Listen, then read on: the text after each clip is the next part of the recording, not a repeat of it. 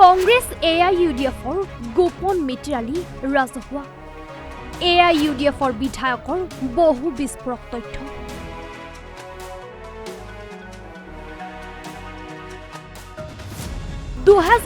চনৰ নিৰ্বাচনত কংগ্ৰেছক সহায় কৰিছিল AIUDFে এইবাৰো কংগ্ৰেছক এৰি দিব কেইবাখনো আসন কংগ্ৰেছ আৰু AIUDFৰ যে গোপন মিত্ৰালী আছে আজি সেই কথা পুনৰবাৰ ৰাজহুৱা কৰিলে AIUDFৰ দলে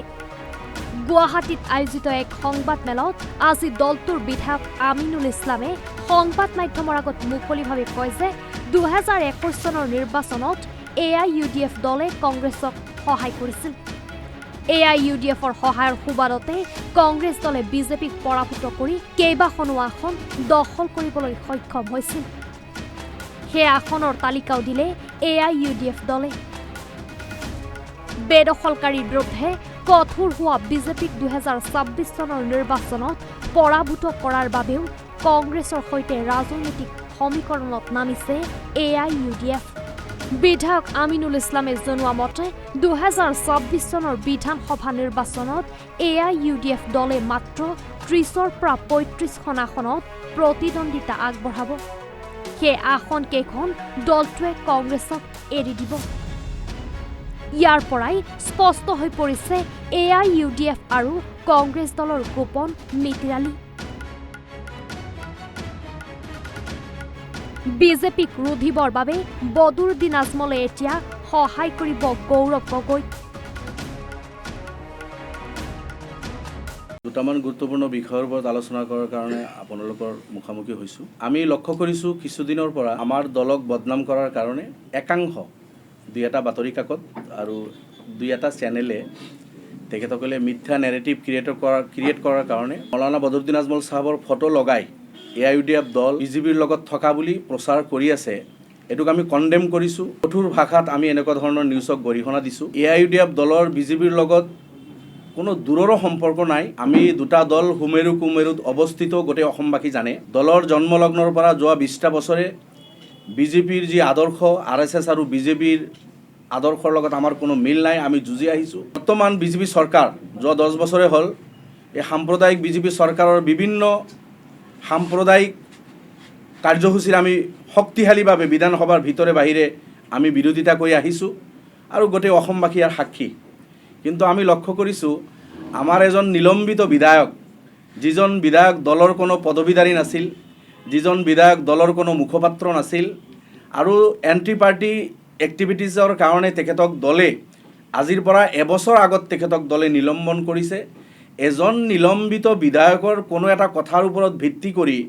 আমাৰ মাননীয় সভাপতিৰ ফটো লগাই AIUDF দল বিজেপিৰ লগত থকা বুলি যেটো প্ৰচাৰ কৰিছে এনেকুৱা প্ৰচাৰ আমি কাম্য কেতিয়াও নকৰোঁ আপোনালোকে জানে আজিৰ বিজেপি দল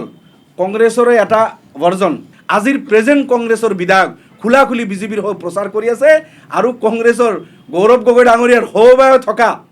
আৰু এগাল তেখেতসকলৰ MLA নেতা আছে যিসকলে হেমন্ত বিশ্ব ডাঙৰীয়া আৰু বিজেপিৰ লগত সম্পৰ্ক স্থাপন কৰি আছে আৰু এই কথাটো মোৰ নহয় ভূপেন বৰা ডাঙৰীয়া নিজে সেই লিষ্টটো লৈ দিল্লীত গৈছিল কিন্তু তেখেতে সাহস পোৱা নাছিল যে লোম বাছতে কম্বলৈ যদি নাথাকে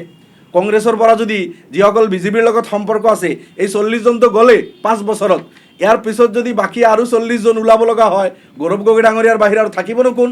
সেইকাৰণে হয়তো তেখেতসকলে সিদ্ধান্ত ল'বলৈ সাহস পোৱা নাই এই কথাটো আমি বুজোঁ তাৰ পিছতো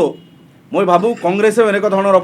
অপপ্ৰচাৰৰ পৰা বিৰত থাকিব লাগে আহ্বান জনাইছোঁ নিজৰ ঘৰৰ খবৰ লওক আৰু UDF আপোনালোকে চাব জন্মলগ্নৰ পৰা যোৱা 20টা বছৰ মৌলানা বদৰুদ্দিন আজমল সাহেবৰ নেতৃত্বত অবিৰত আমাৰ যাত্ৰা চলি আছে আমি যিখিনি বিধায়ক আছিলোঁ আজিৰ দিনো আছোঁ ইনটেক আমি কাম কৰি আছোঁ আমাৰ নেতাসকল বিজেপিত যোৱা নাই 21 নিৰ্বাচনত আমি কংগ্ৰেছ BPF CPM একেলগে নিৰ্বাচন খেলি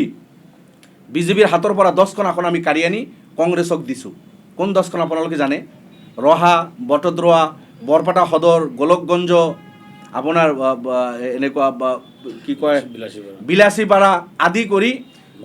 মংগলদৈ 10খন আসন আমি একেলগে ইলেকশ্যন খেলাৰ কাৰণে বিজেপিৰ হাতৰ পৰা কাঢ়ি আনি কংগ্ৰেছক আমি দিলোঁ কংগ্ৰেছৰ বিধায়ক আজি এই 10টা সমষ্টিত আছে আমি 126খন আসনত ইলেকশ্যন নেখেলোঁ আমি 60খনত ইলেকশ্যন নেখেলোঁ আমি 30 to 35 আসনত নিৰ্বাচন খেলাৰ মনস্থ কৰিছোঁ, বাকী গোটেই আসন আমি এৰিছোঁ যে কংগ্ৰেছে তাতে শক্তি প্ৰয়োগ কৰক। কংগ্ৰেছ কাৰ্বি আংলং ডিমা হাছাওত যাওক, কংগ্ৰেছ তিনিচুকীয়া ডিব্ৰুগড় শিৱসাগৰ যোৰহাট আপাৰ আছাম বেল্টত যাওক, কংগ্ৰেছ উত্তৰ বেল্টত যাওক, কংগ্ৰেছ BTAD এলেকাত তেখেতসকলে যাওক, বৰাকবেলিত গৈ শিলচৰত আলু কংগ্ৰেছ অলপ শক্তি প্ৰয়োগ কৰক। আৰু অখিল গগৈ ডাঙৰীয়াৰ দলে যদি কৰিছে এইটো ডাঙৰ কথা নহয়, তেখেতেতো এনেকুৱা কামেই কৰিব আৰু কি কৰিব। শিৱসাগৰত ভেটি হেৰাইছে, আজি যি থৰক বৰক ক'ত ইলেকশ্যন খেলিম কি নকৰিম সেই কথা লৈ তেখেতে আহিব লগা হৈছে। গতিকে তথাপিও এই ধৰণৰ কাম কৰিব নালাগে। AIৰ দ্বাৰা বেলেগৰ মানে আপোনাৰ ইমেজ নষ্ট কৰাৰ কাৰণে এনেকুৱা প্ৰয়াস কোনোবা কৰিলে নিজৰে ইমেজ নষ্ট হয়। যে নহওক মই শেষ কৰিছোঁ। 2 নম্বৰ এটা কথা সৰুকৈ ক'ম, SR চলি আছে আপোনালোকে জানে গোটেই অসমত। আৰু আমি লক্ষ্য কৰিছোঁ যে SRত যিসকল মহিলা বিয়া সূত্ৰে অন্য জিলালৈকে তেখেতসকলে গৈছে, সেই জিলাত নাম এতিয়ালৈকে উঠা নাই, কোনো ব্যৱস্থা তেনেকৈ নলোৱাকৈ মা দেউতাৰ ঘৰত যে ভোট আছিল, ভোটাৰ লিষ্টত নাম আছিল, তাৰ পৰা নাম কাটিবলৈ কিছুমান জিলাৰ ইলেকশ্যন কমিশ্যনাৰ, জিলা নিৰ্বাচনী বিষয়া বা DC তেখেতসকলে BLA সকলক ইনষ্ট্ৰাকশ্যন দি আছে কিছুমান জিলাত। কিন্তু যেতিয়ালৈকে বিয়া হৈ যোৱা, এতিয়া বৰপেটাৰ ছোৱালীজনী ধুবুৰী বা তিনিচুকীয়ালৈ বিয়া হৈ গৈছে, বা তিনিচুকীয়াৰ ছোৱালী গুৱাহাটীলৈ বিয়া হৈ আহিছে, তেখেতসকলে য'লৈ বিয়া হৈ আহিছে এক জেগাতে ভোট আছে, 2 জেগাত নাই। 2 জেগাত থাকিলে কাটিলে আপত্তি নাই, যিহেতু এক জেগাত ভোট আছে। স্বামীৰ ঘৰত ভোটাৰ লিষ্টত নাম নিশ্চিত নকৰালৈকে যাতে পিতৃৰ ঘৰত থকা ভোটাৰ লিষ্টৰ পৰা নাম কৰ্তন কৰা নহয়, আপোনালোকৰ যোগেদি ইলেকশ্যন কমিশ্যনাৰ অফ আছামক আমি আহ্বান জনাইছোঁ যে এজনো ভাৰতীয় আৰু অসমীয়া যিসকল বনাফাইড চিটিজেন তেখেতসকলৰ নাম যাতে ভোটাৰ লিষ্টৰ পৰা কৰ্তন নহয়, তাৰ কাৰণে ইলেকশ্যন কমিশ্যনাৰে এইটো দৃষ্টি ৰাখিব লাগিব। বিশেষভাৱে আমাৰ যিটো দৃষ্টিগোচৰ হৈছে বিবাহ সূত্ৰে অন্য জিলালৈ যোৱা এই মহিলাসকলৰ নাম যধে মধে কৰ্তন কৰাৰ কাৰণে যিটো নিৰ্দেশনা দিছে, অন্য জিলাত স্বামীৰ ঘৰত ভোটাৰ লিষ্টত নাম নিশ্চিত নকৰালৈকে যাতে ভোটাৰ লিষ্টৰ পৰা নাম কটা নাযায়, এই কথাটো নিশ্চিত কৰিব লাগে, আপোনালোকৰ যোগেদি জনাইছোঁ। 3 নম্বৰ কথা, মুখ্যমন্ত্ৰী ডাঙৰীয়াই কেইদিন আগত কৈছিল 5,000 শিক্ষক নিযুক্তি দিছে। 5,000 শিক্ষক নিযুক্তি দিছে, য'ত দৰকাৰ 15,000, 5,000 দিছে, এতিয়াও 10,000 পোষ্ট খালী। গতিকে সেই আৰু যে 10,000 খালী আছে, এইখিনি অতি সোনকালে তেখেতে পূৰণ কৰক। আৰু যিখিনি শিক্ষক নিযুক্তি দি বিভিন্ন জিলালৈ পঠালে, আমি আমাৰ জিলাৰ খবৰ লৈছোঁ, মোৰ জনীয়া সমষ্টি বিভিন্ন ব্লকৰ মই খবৰ লৈছোঁ, কোনো এটা ব্লকৰ পৰা 15জন 18জন 20জন কৰি তেখেতসকলে ট্ৰান্সফাৰ হৈ অলৰেডি গুচি গৈছে।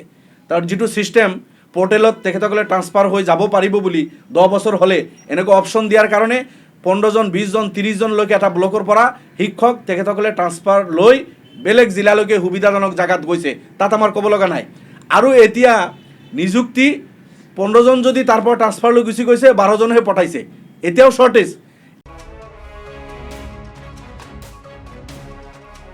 News desk report, any Bharat 24।